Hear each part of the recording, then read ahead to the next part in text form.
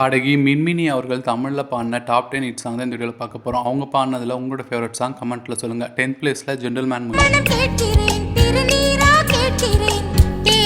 9th பிளேஸில் I love India, 8th பிளேஸில் காதல்,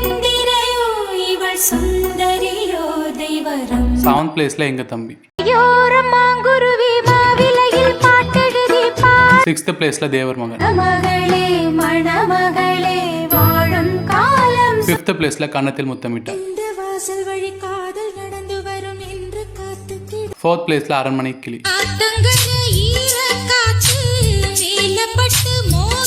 3rd பிளேஸில் தாலாட்டு, 2nd பிளேஸில் அரண்மனை கிளி, 1st பிளேஸில் ரோஜா முயலந்து.